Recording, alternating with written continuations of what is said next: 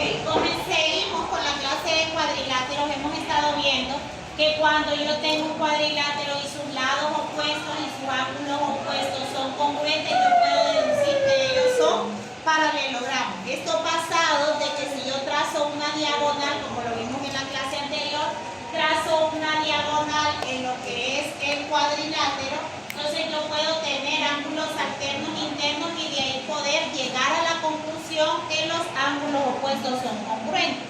Ahora, en el último ejercicio vimos que un cuadrilátero cuyos dos pares de ángulos opuestos son congruentes. ¿Qué quiere decir eso?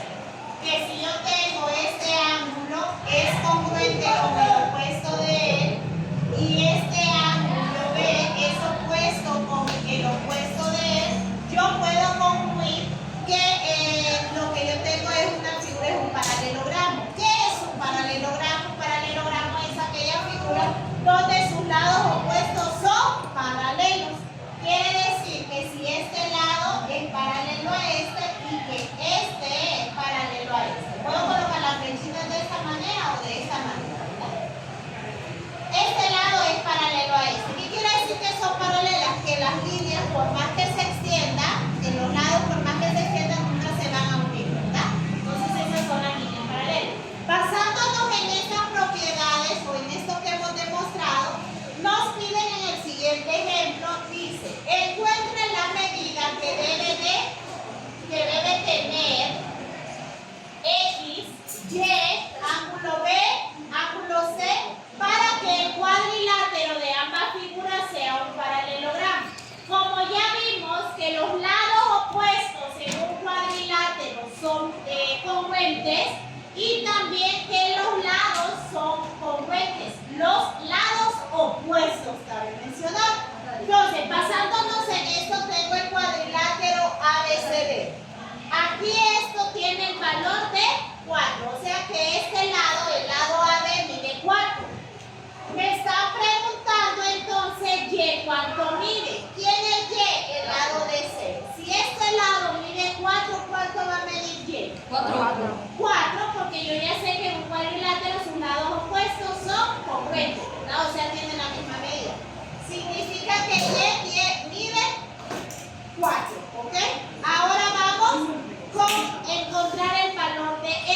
Si me dice que el lado de C mide 3, ¿cuánto va a medir el lado AB, que es el opuesto? Si mide 3, ¿cuánto va a medir este? ¿Cuánto va a medir? ¿Estás seguro o no estás seguro? Recordando y retomando, los lados opuestos en un cuadrilátero miden lo mismo, o sea, son congruentes.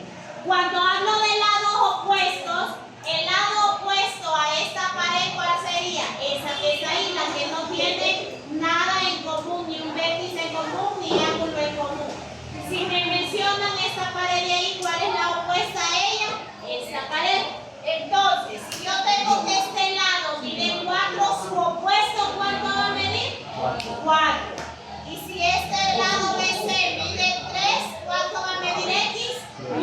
3. ¿Por qué 1? Si BC mide 3, ¿cuánto va a medir AD? 3. Entonces, X mide 3.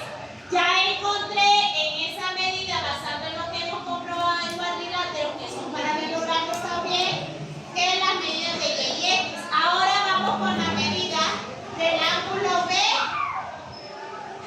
y la medida del ángulo C.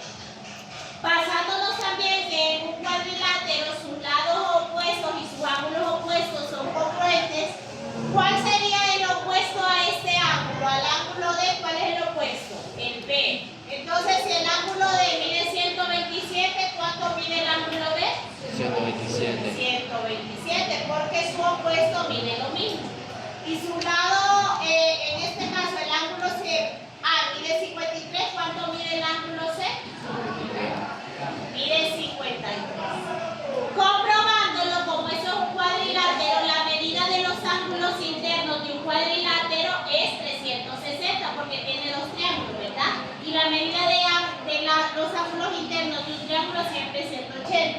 Entonces, al sumar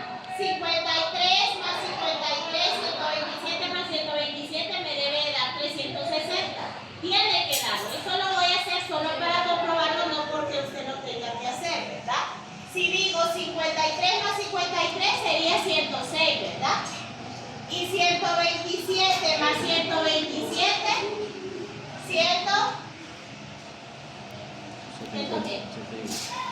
100 o 200.